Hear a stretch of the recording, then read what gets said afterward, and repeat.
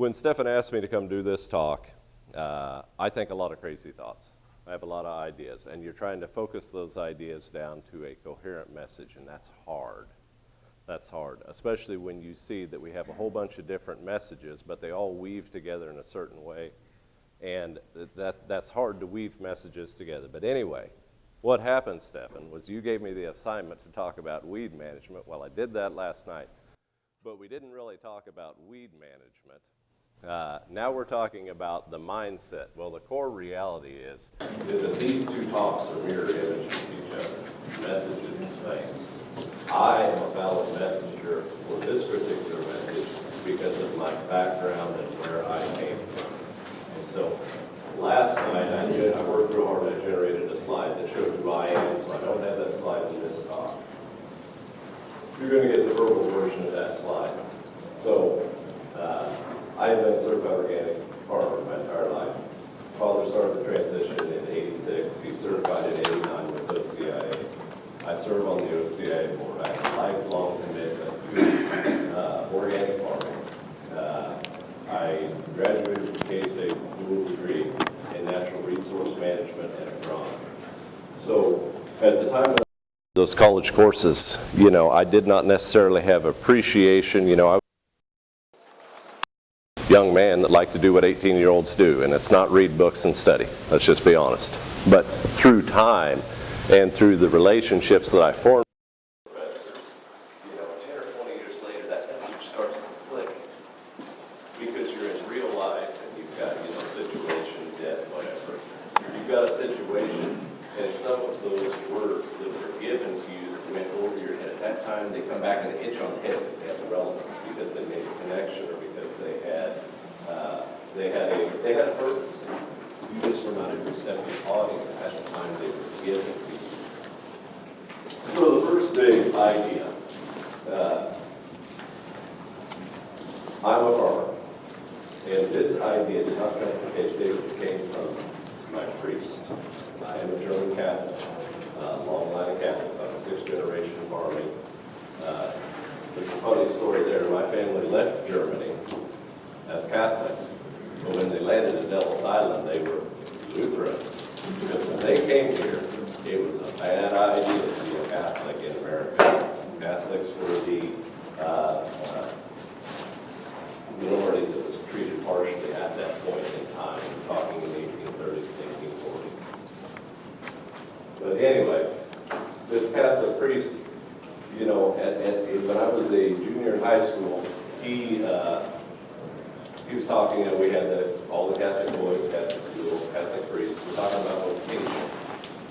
And I said, Father, I'd like to be a farmer or a priest. At the time, I thought those were the two most important vocations. And, I thought I was going to get laughed at, but he said, Jack, the difference between a farmer and a priest is this. And at the time, I did not know what he meant. I never knew what he meant until, probably 20 years later. So what he was talking about there is the thing that I came to learn through my life, and that a farmer and a priest are both stewards of God's creation. We share the same mission statement. We use different tools, we have different audiences, but we're both stewards of God's creation. The other thing he said, and he was a farmer boy. He was a farmer boy, his other farmer was a priest. We both plant seeds. Now, the seeds that we're planting, there's a literal and there's a metaphorical here. The seeds that we're planting, today I'm planting a seed. And you guys are my field. And the seed are ideas. The seeds that I'm planting are ideas. Some of you, they will be irrelevant. They won't have significance. They won't have meaning. You will not have confronted that circumstance or that situation. But others of you, the seeds, the ideas that are planted will have relevance, and they might have some meaning. There's a biblical, background to that, planting seeds. The Bible is full of the good spirit and how to plant seeds and where to plant seeds and this and that. But those two vocations, the priesthood and farming, have a lot in common. So, in summation, by way of introduction, the first thing that I want to say, and the purpose of the talk, I tried to collapse it in one sentence at the beginning. It wasn't the right mindset. I don't know why we agreed on that title, Stefan, or why I offered you that title. I gave you the title. Holistic versus prescription-based. So much of what we do in agriculture is a prescription-based. And it's the story that I told last night about finding them in the ER and saying, "Doctor, fix me." And there's a lot of doctors that say, "We need this pill, you need this pill, you need this pill, you need this pill." And there's doctors that will say to you, "Why are you here? 3 years ago. What can you do to avoid running back up here in this operating room or in this ER?" So it's big thoughts, and they're going to be relevant to different people in different ways. So now I'll start preaching. I ran across this chart here a number of years ago. Take 30 seconds and look at the chart. It's a risk chart.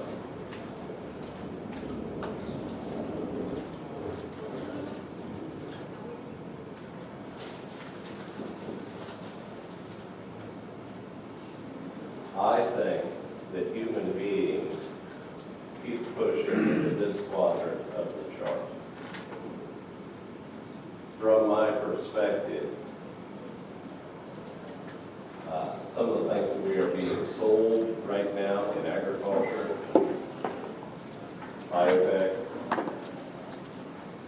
some of the effects, people are talking about climate change, but they're not talking about agriculture as part of climate change. We have to take part of that conversation. I think that we human beings, in general, instead of being here where we should be in the chart, we are pushing into that edge of the chart, the existential risk. And that bothers me. That would be a whole content chart, but we're not going to talk about that. So I'm just going to let the cat out of the bag. I do believe in man-made climate change. If you don't agree with that, then we're going to have to agree to disagree. Carbon dioxide, I was thinking about showing you the chart of carbon dioxide concentration in the atmosphere. That's been thrown around, and we're pushing this to that. That scares me. This scares me worse. This scares me far, far worse because of what we talked about last night of the positive feedback loop. Arctic ice is a positive feedback loop that should scare the heck out of anybody who pays attention to science. Sorry, I'm gonna kind of jump past that because that's not our talk. You got the positive feedback talk last night. So I used this chart last night, but it's relevant in both conversations. If we open our successful farming and we read it cover to cover and say, "Yeehaw, that's what we're doing, let's go." Is this the outcome? Is this what we envision for our children? I don't have any chart for it, but I have a friend who is an engineer, and he talks about productivity in the United States. So who here thinks that the U.S. productivity, manufacturing productivity, has decreased at any point in the last 50 years? Has manufacturing productivity dropped? Are we making fewer things in the United States of America? Good. You're wrong. It has increased continuously, even through the 80s. In the 80s, it stagnated, but it was increasing. The reality is that we're using technology to replace human beings in our factories. Who works in a modern factory? Who has a robot stacking a pallet now instead of what used to take a man? Now we have a robot and a conveyor, and the pallets get stacked. You've seen the robotic pallet stackers. Well, you follow that out 100 years or 200 years from now, and it will be all robots. Labor will be concentrated in fewer hands. We'll have mega cities. The net result of that is we will have what's going on right now in the Middle East. The Middle East, a couple thousand years ago was the Fertile Crescent, it's cradle of civilization. Beautiful. My friend who came with me from Kansas, he's familiar with that region. He was over there as a soldier. And now we have endless war based upon resources in that region. As well as the Fertile Crescent is now basically a cauldron of hate and blood. Okay, so who here knows Old Crow Medicine Show? Hey! Okay, so that's unfortunate. The last talk, half of the people raised their hands. We got 4 yet. Old Crow Medicine Show, that's a modern contemporary. They're Southern boys, they're about my age. They're a musicians group. So they've got this song, We Don't Grow Tobacco. And every now and again, these boys are not farmers. Let's just be honest. They drive around the country making music and drinking beer and chasing women. That's what they do. That's their job. My job's to farm. Their job's to make music. But they are similar to my age, and they obviously have rural backgrounds. They wrote this song, leader of the song, or the leader of the band wrote this song. Those are his lyrics. He didn't buy them from somebody else. They weren't computer generated. He wrote those lyrics. And they sing that song. And that song, the first time I heard that song, something clicked in my head. So I went and traced down the lyrics, and I broke out the themes in the song. And this equation right here at the bottom, that's my equation. But I pulled that out of that song.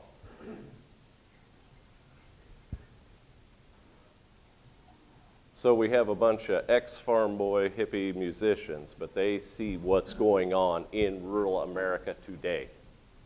Maybe better than we do, the people who are out here working every day. Maybe they've stepped back, maybe they've hung out with some hippie artists and drank enough beer that they've had a really profound insight. Maybe they have families that are still in the rural areas dealing with these things. Okay, the sunny part of the talk is about over. We're about to get serious. Okay. I talk a lot about a paradigm shift. So the right mindset to succeed in organic farming requires a paradigm shift. That is my analysis. That's not anybody else.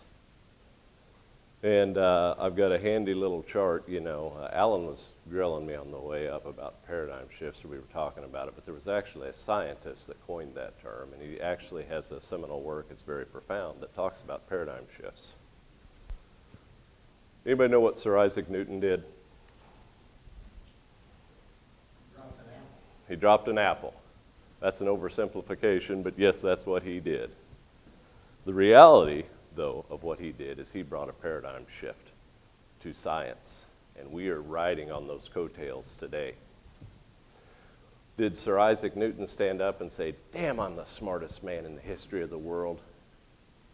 No, he worked his whole life quietly and studiously, and he brought a paradigm shift that allowed modern math and modern science and modern physics all the way up until the time of Einstein. And then Einstein did work that negated some of his work because a new paradigm was born.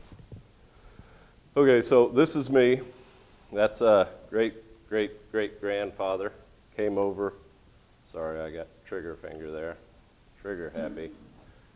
That's the little boy who came over from the boat, rode over on the boat from Germany. He's a young man, 4 brothers.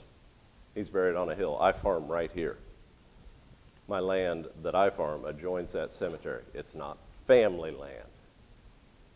The cemetery was not on family land or close to it, but that's where I farm. So if we want to be people of purpose in life, we need to try and stand on the shoulders of others. That's the idea that I'm talking about here. That means you listen to others, you interact with others, you plant seeds. Some seeds come back to you, ideas come back to you.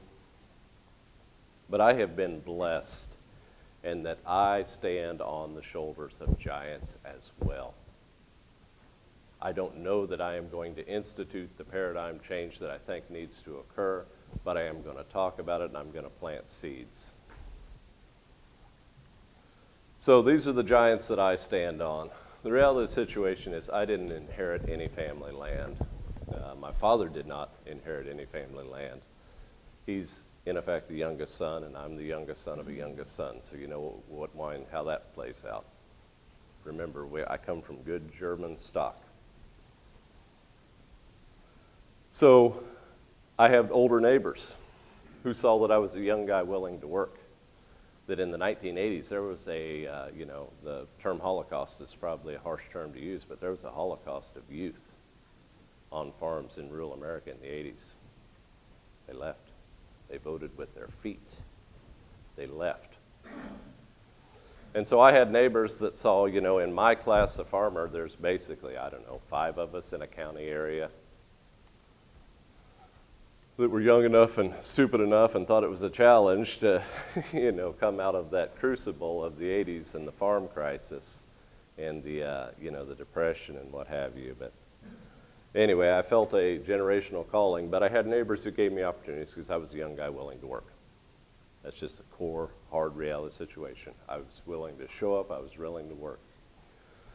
So I am there were 6 boys in my family. That's another giant shoulder that I stand upon. So I am one of 6 boys, and that has helped me a lot. Why that has relevance is I was the brother that was going to leave and go to the university and be an engineer. And, Dad told me, leave the farm, leave the farm, leave the farm. He told me that many times and in many different ways. And my younger brother, who wanted to go to the local JUCO, he was the one who was going to be the full-time farmer. And, our destinies were pre-decided or decided by our father or whatever. I left and went to K-State to work in engineering, wound up working in agronomy. What I get out of agronomy, when I was at K-State in the early 90s, it was basically, this is how you spray this chemical. Probably what's going on in the university weed management programs today. But I had a couple crazy professors who were survivors of the 80s farm crisis. And when I say survivors, I mean they were guys who got shoved off their farms and had learned economics at the School of Hard Knocks.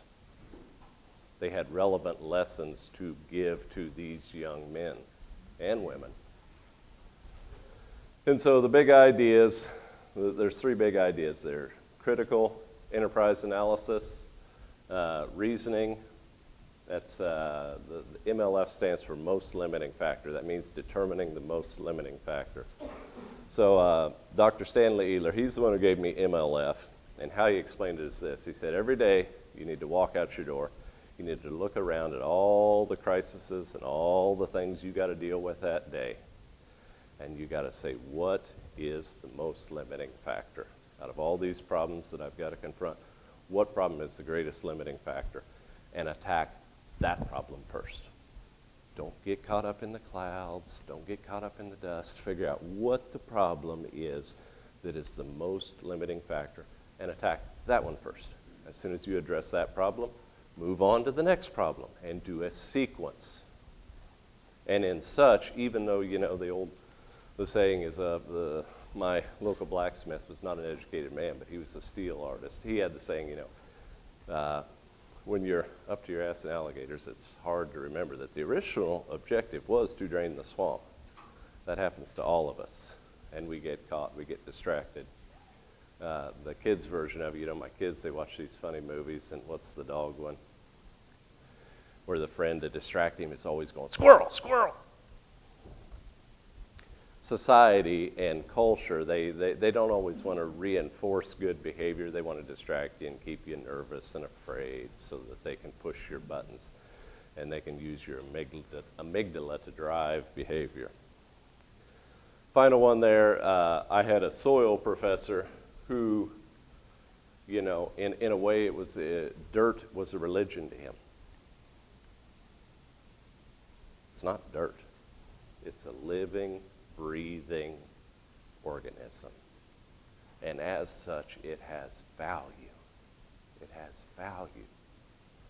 And as a steward of God's creation, which includes living things, it's almost a religion to him. And at the time, you're like, wow, that guy is really far out there. But after you go and you struggle with that soil, without using Band-Aids or prescription fixes, after you go out there, just you yourself and that soil and maybe a little bit of iron and maybe a little bit of Grandpa's wisdom, you struggle with that soil for 30 years to get a living from it, and it becomes it's a relationship. Very similar to the relationship I have with my cattle herd. It's a relationship with a living, breathing organism. Okay, so in my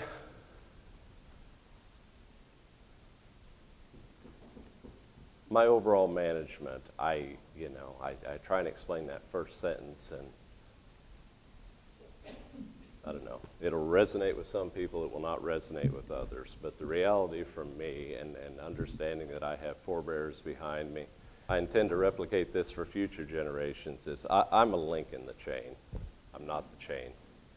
Society and our culture tries to tell us that you are the chain, or you are the most important link, or you are the silver bullet, or you need to buy the silver bullet. Why don't you want the silver bullet? You're a bad person. I think that we need to step back and realize that we are all links in a chain, and we're not the chain, no matter how it's sold to us or how seductive they make the pitch. So there's a mission statement that I have, multi-generational approach to stewardship, recognizing that I hold the land in trust for future generations. The reality is that I am a trustee of land. I'm not an owner of land. I'm a trustee of land. And I was given opportunities by those older neighbors. They sold me land. They gave me subsidized terms. They gave me subsidized, monetary things that helped me chew those purchases. And they were giving me a trust. They were giving me a trust. They gave me preferential treatment. And, the sad thing is that we have fewer and fewer people in our rural areas able to give us trusts. We have concentrations of assets and resources and wealth. So I showed this slide last night. If you could sum up everything that I'm talking about, it would be on this slide here.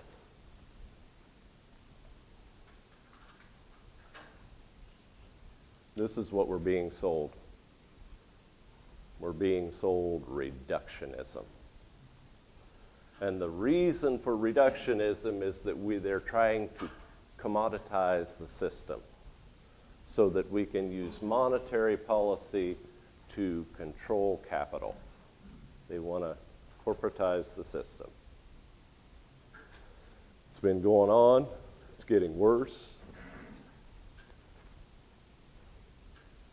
The successful farming story, that was a concrete example that I pulled out of the press here a year or two ago. They had the story where they said, to the farmer, you're only going to have 50 harvests. You need to get all you can get. You need to make every harvest the best you can make it. That is a reductionist way of looking at production. When you start to look at your farm as a production unit like that, then you start to cut corners and you start to commoditize single variables. Instead of having a holistic approach, you start to have I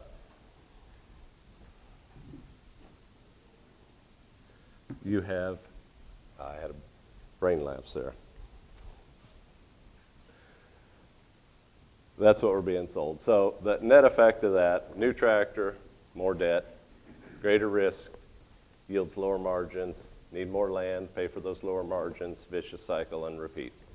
It's a race to the bottom. It's a race to the bottom. It's a race to self-destruction and annihilation. It's a race to put you in a megacity. It's a race for the guy that controls the capital to build an AI computer which will design the robots that will farm all this. What's missing in that equation is you, the farmer, the steward, somebody out here on the land, somebody struggling to make a living. Okay. So I am blessed in that I have a lot of really intelligent people. These ideas are not necessarily my ideas. I'm the one presenting them here. But these are not my seeds. These are seeds that I've gleaned everywhere. So I do have a bunch of fundamentalist friends. And in the rural area, they're pretty common. Pretty common. My fundamentalist friends love to quote the Founding Fathers. Only they don't quote the Founding Fathers. They don't quote them. They tell you, well, he said this and it meant that. He said this and it meant that. They don't quote them. Okay, this is a quote from a Founding Father.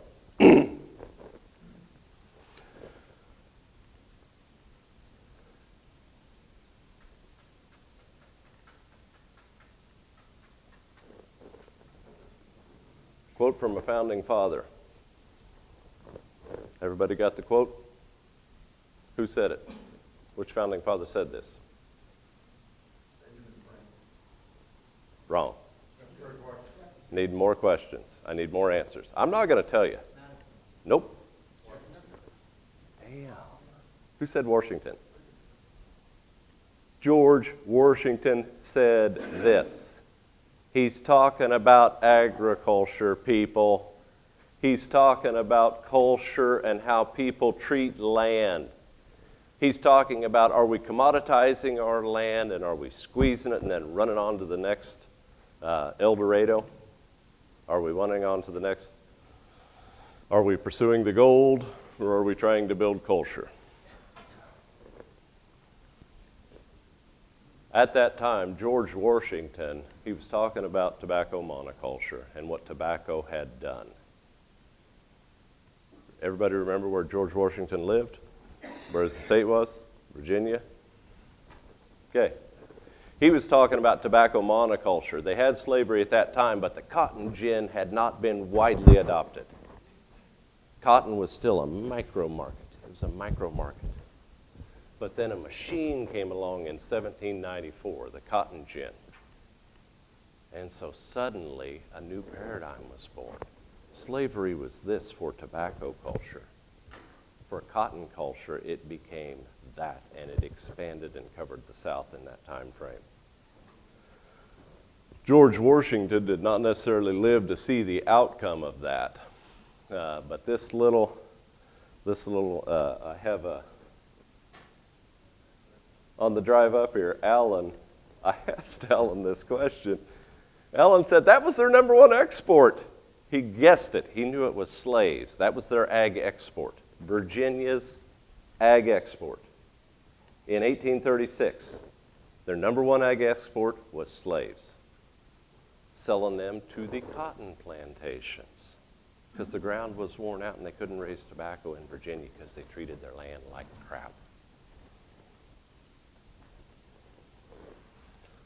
A lot of big thoughts there, a lot of paradigm shifts, a lot of production shifts. New technology came along that changed the entire way that we looked at our production system. New tool came along, allowed capital to concentrate. So, my degree's in agronomy, but my natural resource thing forced me to step out of the agronomy college and to go interact with some of those crazy ag econ professors and biometrics professors, and forced me to step outside of the College of Agronomy and the College of Agriculture. So here we have an agricultural expert, and he's giving us the factors affecting crop production. He's giving us factors of crop production. Are you guys writing down this slide? Don't write down this slide. This is a BS slide. This is a BS slide. That is what our College of Agronomy is telling us our factors of production are. I am going to tell you that there is maybe a more relevant factor of production for you, that if you would address it, these other things would fall in line. Okay, those are factors of production from a strictly taking production as the end-all, be-all. But if production is your end-all, be-all, maybe you're going to wind up in a different place.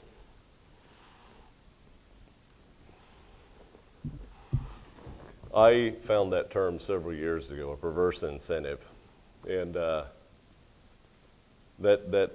resonated in my brain. And I don't know, obviously I stole this slide from somebody else, but I think that our culture is using a lot of perverse incentives. I was having a talk with somebody else here, and we were talking about the CRP. The money we spend on the CRP. Perhaps a perverse incentive. Most swords have how many edges? 2. Most knives cut going in, and they rip coming back out.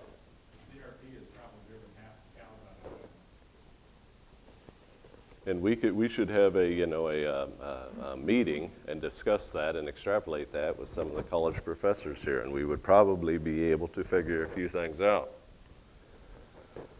So we have a lot of perverse subsidies. I'm going to say something here. It's probably not going to make me very popular.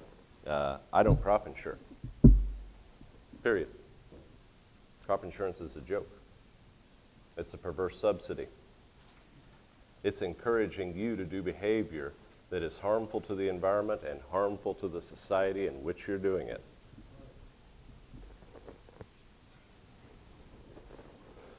Even though, I realize that we have farmers that are in transition to organic now. And our federal government, in their omnipotent wisdom, decided that we needed to roll out organic crop insurance to help these guys in the transition. It's a tool. It may have a place. It can be used in good ways or it can be used in bad ways. It's a tool.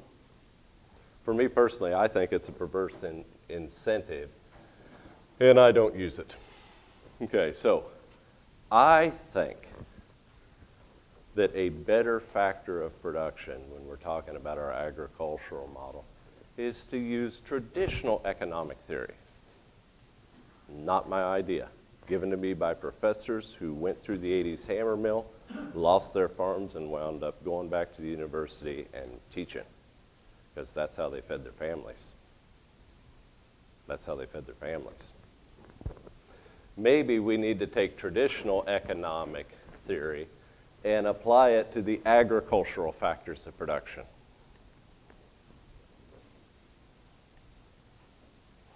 So this, using economic theory, have you guys seen this chart? Who has seen this chart? Who's familiar with this chart? Take the chart and study the chart. I had professors, they'd do this and then they'd go take a little nap and then they'd come back 5 minutes later. What does the chart say? And if you were caught sleeping, they would get in your face and they would say, what does the chart say? And if you didn't have an answer, you'd write a paper on what the chart said. And at the time it was happening to me, I thought, boy, that guy's a whack job.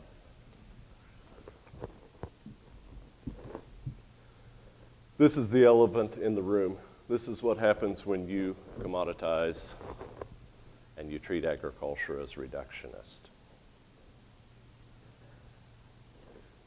We have all of this cost going up. Cost equates to risk, especially if you're not self-financing. And even if you are self-financing, maybe you're like my father in '84 when a flood came and wiped our valley clean. We farmed bottom ground in '84. Dad had a production note. He was a good producer. '84, didn't have crop insurance. Big flood came, wiped the valley clean in June after he'd incurred all of his costs and the crop was up. And that became the crucible that generated the other things. So me talking to you here today came out of that crucible. Should Dad have had crop insurance? Should he have gotten a disaster payment so that he would be one of the larger conventional farmers in the county today instead of a small family-size organic operation? Back to my brothers. Of the 6 brothers, 4 of us are still around today involved in production agriculture in one way or the other. I'm the full-time farmer, but I have brothers engaged in animal enterprises. And I have a brother that's entirely separate. Him and Dad butt heads, and so he went off and started his own operation. This is the elephant in the room. This is the problem. This is the problem if you could have one chart. And so, take it and do with it what you want. But what the 80s taught me, you can't buy silver bullets. You've got to be the low-cost producer. You have to be the low-cost producer. And that may require you to use this tool, and that may require you to step out of your comfort zone. That may cause you to have to challenge your paradigm. But the most important tool to survive in organic production is being the low-cost producer. Now, I did not say low-quality producer. There's a paradox. You not only have to be the low-cost producer, you have to be the highest quality producer. If you can achieve that and be a low-cost producer that produces high quality, you win. Very simple. Very simple. If you make production quality, not quantity, quality. If you make production quality your goal, and you adopt a low input system, you win. It's so simple. I have a friend who is, he has doctorates and multiple master's degree. And he did an analysis here several years ago of what a bushel of wheat has been worth for the last 5,000 years, as long as we have data on what a bushel of wheat costs. You know what a bushel of wheat costs, adjusted for inflation? $3. It costed that, adjusted for inflation, it costed that thousands of years ago in ancient Rome, in ancient Greece. It costs that today. Now, I can't follow all of his math. That's his idea. But I do tend to believe in him, that what he's saying. So when we were getting 4, 5, and 6, we were using inflated dollars. You understand what I'm saying? We were using inflated dollars to pay for our production inputs. So it didn't matter that we were getting more, we were paying more. What's happened over the last 50 years is this. The chart, which had been relatively stable through time, over the last 50 years has exploded. And do you notice the stop date on that chart? Look at that date right there. What happened in 2009, 10, 11, and 12? Bam! It went off. It took off. Input costs went through the roof. And these are local boys giving it to you, giving you that chart. Okay. So, Thomas Kuhn, I'm probably going to run out of time. I need to speed up here. Thomas Kuhn, that's his work. The name of the book, The Structure of Scientific Revolutions, talking about Sir Isaac Newton. Scientific revolutions require paradigm shifts. That was what he said, and he spent 400 pages to tell you that.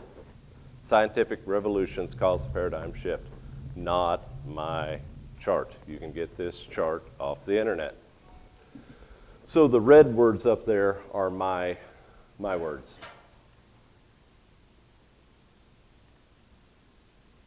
Externalized risk, crop insurance, venture capital money.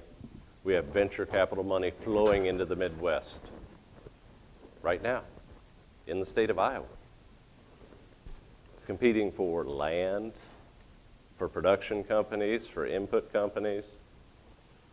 We really need a paradigm shift because we're headed in the wrong direction. We can see cracks in the model. We can see cracks in the model.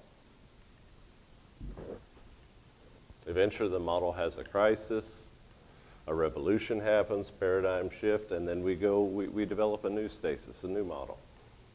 Okay, I love the Far Side cartoons, and I don't know why, but the first time I saw this, I about died laughing. I was in college when these Far Side cartoons were written. Wow, the crickets have finally shut up. And that number two, the two polar bears trying to get the Eskimo. Now, eventually, I lift, you grab. Was that concept just a little too hard, Carl? See, eventually they're going to get so hungry that Carl will figure out that when I lift, you grab. A paradigm shift will occur. He will have to pay attention or he will die. Carl will have to pay attention or he will die. They're going to have to work together. And then there's always, the unforeseen. You're just sitting there doing your little job and bam. Unknown, unforeseen things will challenge paradigms. You don't know what the challenge is going to be. I gave you a few challenges to our current paradigm. You don't know what they're going to be. But reality will challenge the paradigm. Eventually people will say, that is bad enough, something's got to change. Communication about paradigms is difficult but necessary. And the human factor is the unpredictable, but they're always present because the human is the apex predator. We're the apex steward here of God's creation. The one hand giveth and the other hand taketh. Okay, so using traditional economic theory to address agricultural factors of production. This is my silver bullet. This is what I've been working towards.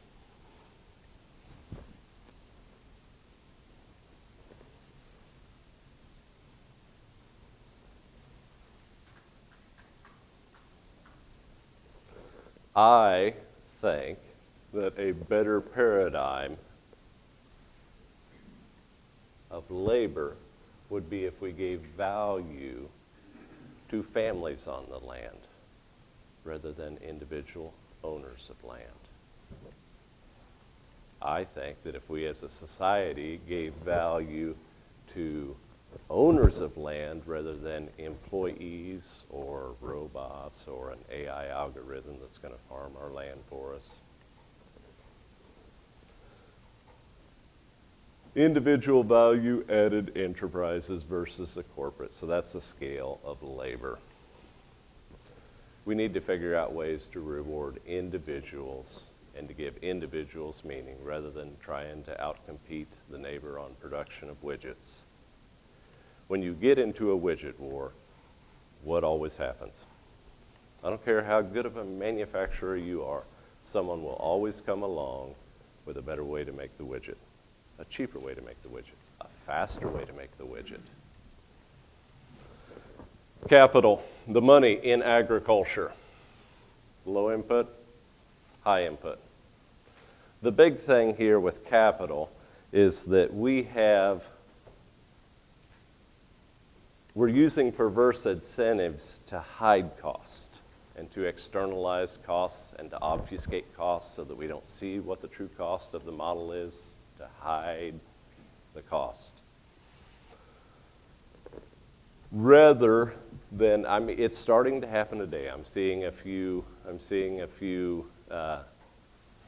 glimmers of this, but some of the external venture capital money is trying to address some of these things that I'm talking about with system risk mitigation. In other words, the system controls its risk rather than external subsidies to maintain the risk. There is some venture capital stuff happening in that. Finally, management. The reality is that nature abhors a vacuum and nature abhors monoculture. And so we have to attempt to build diversity. And that slide says itself. It's kind of a college course in and of itself. What's the crop growing in that picture?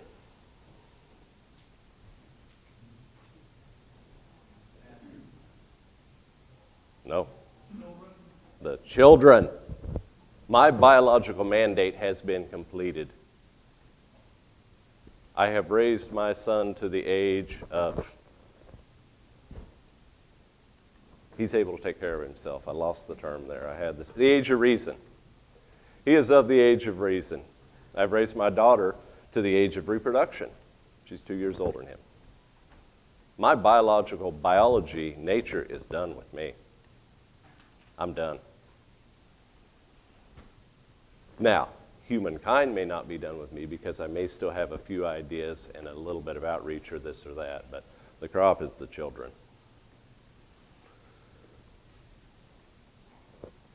So I showed you the verses and the different things. This is a simple way to look at that equation.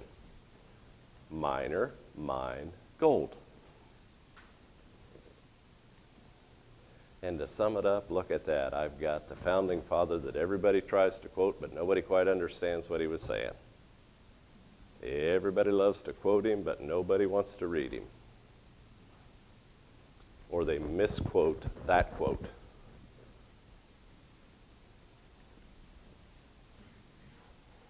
Thomas Jefferson said agriculture is a way to build real wealth, good morals and happiness, build stability within our culture, within our society.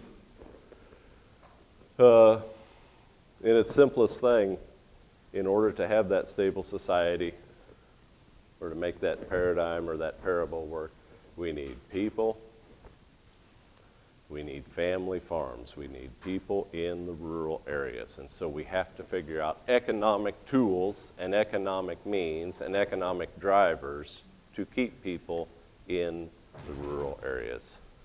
And the simplest way to do that is organic agriculture. Because the reality of the situation is I am the first farmer to receive parity since farmers' unions started talking about it. By adopting an organic, low-input model, yeah, it took me 10 or 15 years to work out the bugs and to make things work. But I am the first farmer in a long time to receive parity for his crop. So, questions? Wasn't Thomas Jefferson a slave owner? Yes. I think that we can look into anybody's past. I think you can look at my past and you can find that I've done bad things. That doesn't mean that the seeds that I planted today or some of the ideas that we shared today do not have validity. Let the one among you who is without sin be the one to cast the first stone. Question? Sure enough, that's the problem, and thanks for what you presented, with our man David that we have got this healthcare thing, right? How do I bring how do I bring our kids back when we got to believe that this is going to cost us $12,000 to $20,000 a year when they perfectly healthy for the next thousand months of their life. Okay, so 1,000 times 1,000 million, right? So I spent $1,000 a month for 1,000 months at 72 years old if I started perfect. Do the math, right? At some point they quit taking care of you when you about $500,000 and demanding more than you screwed this whole thing up. big questions. And when you start to take the mask off some of the underlying numbers and when you start to understand the thing that you just said, compounding interest, think about if you had that money. You would have a mind-boggling amount of wealth today if you'd done that for the last 60 years. 1,000 is 3 zeros, right? Had it over 330 million people. That's your monthly payout. Wow. There is a lot, I'm not a big fan of Dick Cheney, but he said it's the unknown unknowns who get you. And a lot of the unknowns, here's the funny thing, a lot of the unknowns, they're right there in your face. They're staring you right in the face, but because of your paradigm, you don't see them. You look around them, you look through them. You don't see them. You don't think about them. Step back. Use that tool that you hate to use. It hurts. It's not easy. It's not comfortable. May take you down some dark paths, but you got to use that tool. I just wondered, we don't understand what it's like. I try to be, I try and limit that in my personal operation as much as possible, so. Core reality healthcare, my wife and I have Obamacare. We live in an economic world. We have economic reality. We have to follow those rules. So. Since we're fishing for the fire, we want to elaborate on what makes you want to keep paradigm shifts that could occur in organic or should. The biggest shift is that we need to, instead of selling people tools, we need to give them ideas. We need to give them ideas so that people need to understand that there's cultural value in a people and a place. The quote I showed you from, I can't think of his name, I'm terrible with names. There's value in a people and a place. I don't know that we need more tractors. I don't know that we need fancier machines. We need production models. We need revolution. We need soldiers. Connect. The easiest way is what I told you just when we were talking out there in the lobby. Connect with your customers. People vote with their dollars. Right now, the public at large is voting with their food dollar. And organic production and consumption are doing this. Aid them. Connect with those people. Interact with them. Sell your food locally. I was taught in the School of Hard Knocks, and the thing that I showed you the other night, we were selling beans to the Japanese in the mid-'90s, and we were making money. Ooh, we thought things were good. And the Japanese economy tanked. And overnight, we had trouble because we had beans that we'd contracted and were sitting on the dock in California for $17.50. The export agent disappeared. So you got beans sitting on the dock out there. What do you got? You got a problem. You got a problem. So you go chasing that silver bullet, that Japanese economy, to get what at the time was the high dollar premium market. Very serious problems with dependent on local marketing. 100% organic with cattle and hogs, and you cannot make a living direct market in Chickasaw County or Floyd or Howard. Probably 90 of the 99 counties in Iowa, because we have the same population we had in 1880. Okay, so I want to tell you something. When somebody tells me something that can't be done, when I was a young man, I'd go prove them wrong. And I would work at it. And I guarantee you, see, remember, I'm surrounded by cousins and family, and they didn't like it. The dad went broke in the 80s. He was what's the term? He was shunned because he went through financial hard times. And, when the Japanese thing started working, and Brother Jesse and I invested in our conditioning enterprise, and we put up the first leg on a farm in Brown County, Kansas, coming out of the 80s. It's probably the mid-90s when we put the leg up. Suddenly, our neighbors started talking to us again. And my long-lost third cousin, who'd shunned me and hadn't talked to me for 8 years, he decided to drive in and start talking to us again. People said it couldn't be done. I don't know how it can be done. I'm not going to give you a silver bullet. But don't tell me it can't be done. Go home and find a young guy that is willing to work and willing to show up. Go find a young woman who has marketing ideas.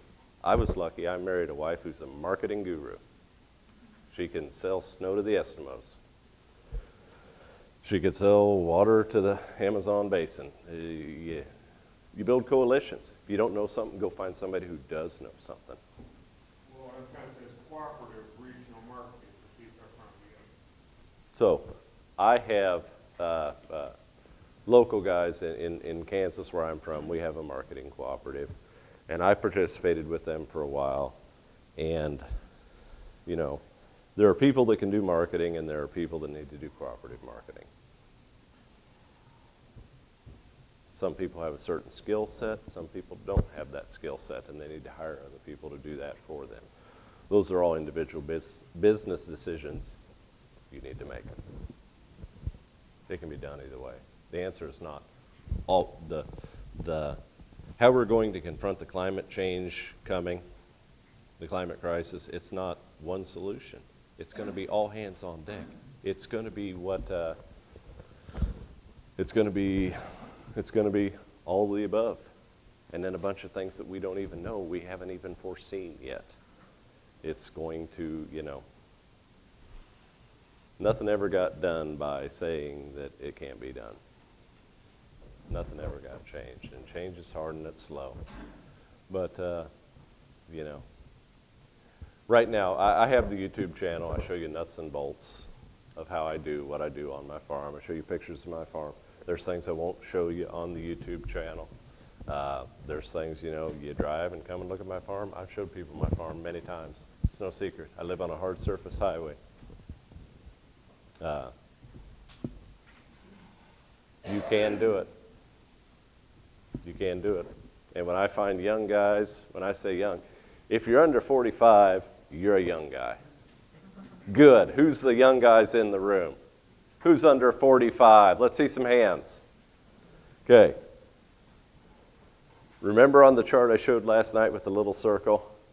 Debt, family, you're in that production mode, you have to produce.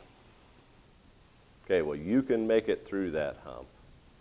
And you can use some practical, hard-nosed common sense like your grandma, like your grandpa, your grandma, whoever, people who gave you hard-nosed common sense. You can make it through that and you can get to the other side. The people who are bringing change are you and the people 10 years younger than you. The reality is my generation, all we are placeholders, all we are planting seeds. Yes, question? Yeah, you talked quite a bit about being low cost. What are some ideas or what are some of your thoughts on organic growth crop farming? Got to narrow it down. Yeah. Narrow it down. Give me a crop. Corn? Okay. I don't buy any off-farm nitrogen. Grow all my nitrogen, period. Year in, year out, I bank on 120 bushel corn. Highs I've ever hit was last year, and I think I shared that on YouTube. I showed picking 154 bushel organic corn with no external nitrogen. My neighbors, with all their input costs and all their chemicals, were hitting 180. My cost structure for that year was, I think maybe $260 an acre input, cash outlay. And I used Iowa State numbers. I'm not using bullshit numbers. I used Iowa State numbers from their custom farm rate survey to assign a dollar figure to my cultivation pass and my tillage passes. So you can grow all the nitrogen you need. I talk about it. You need livestock. You need a diverse operation. You need to build synergies, but it can be done. And the other thing I want to express is, I'm this group. There's like 4 or 5 of us that are the same age group, same class, similar background farmers in Brown County. I'm the bad farmer. So when you look at YouTube and I show you a weedy mess, remember I'm the idiot. That the apostolic farmers right out west of me, they're better farmers. They have cleaner fields. They hit 180 bushel corn organically with no off-farm inputs at all, period. Okay. I wanted to ask a similar question about test weight. So I feel like I'm losing on my test weight and I cannot figure out why I'm putting all the time in their application. Test weight in corn. Yeah, generally corn, but Okay, I so don't have a problem about toxin and wheat. I feel like I'm not hitting the balance adequately, and how do you hit that balance? So you're way above my pay grade. I do not excel at raising corn. I am from the part of Kansas, the 2 northeast counties where we are in corn country. Corn is not a crop for me that I excel at. Wheat, clover, alfalfa, beans, and cattle, those are the crops that I study religiously. To me, corn has one purpose, and that's cow food. I will sell some corn when I have a good year, but I haven't studied. I'm not an expert, so we need to get, one of these young guys here who studied how to push it in organic corn. I can tell you how to raise good organic wheat. I can tell you how to raise good organic beans. This year, even the field that were touched a little bit by drift, some of that seed, 96 germ, Best germ I'd ever had. 96, 1% abnormal, 1% dead. Yeah. What's your technique for weed?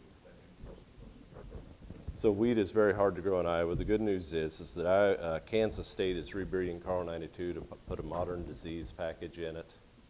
And so if they succeed in doing that, then Carl 92 could perhaps move into Iowa and could perhaps work. Wheat is pretty simple. If you want to raise good wheat, you got to use a little bit of manure. You don't plant too early. You plant, you just use good agronomy. Plant into the dust. There's a lot of truth to that. That meant have a worked seed bed. If you want to raise really good wheat, you plow down red clover and you spread manure on ground that has been limed some point in the last 5 years appropriately, because you need lime for the soil interactions to occur. Most important thing to do is lime the ground, period. Once you lime the ground, it will affect a whole bunch of other things. But there's guys that talk about a lot more intelligently than I do about base saturation. You want calcium to be the dominant base in your soil. Saturate your base saturation profile. But you might have to spend some money and hire an agronomist who studies these things all the time to get a better answer. Yes? You mentioned your cattle herd. Could you talk a little bit about how your livestock operation? They're crucial. They're crucial. They interweave. One is entirely dependent upon the other. And the efficiencies, from one go into the other and yield synergy. So what's the question? I'm just curious if you have, do you raise your crop yields, or how do you spread manure? What's the most low-cost way of utilizing the cattle and the nutrients from the cattle? Oh, that's big questions. So you got to go to the YouTube channel, and you got to look at some YouTube videos. But yeah, I invested in a monster manure spreader. I've got a 450 bushel manure spreader with variable, so I can go put manure where I want it, when I want it, at what rate I want it. That's been a huge benefit to me. You got to remember the old manure rule, 40, 30, 20, 10. That means the first year of application, you'll get 40% of the nutrients. Second year is 30%. Third year, so on, 40, 30, 20, 10. So, the revelation that I had a number of years ago, if you spread manure every other year on a crop, you're getting a 40% year and you're getting a 20% year on that year of production. Think about that. Now, that you can only push the system so hard before you start to have some negative feedback from that system, but there's a lot to be gained. Yes? How do we find wages? Geiger Farm. Sorry, I lost it. Geiger Farm. I don't hide from people. So I have a YouTube channel. That has helped me a lot to get to interact with people all over North America, and that has changed how I look at the world and how I think about stuff. And I told the story last night. Best friend's a farmer in Alberta, Canada. He literally farms where agriculture ends in North America. He's that far north. It was negative 50 degrees the other morning at his farm.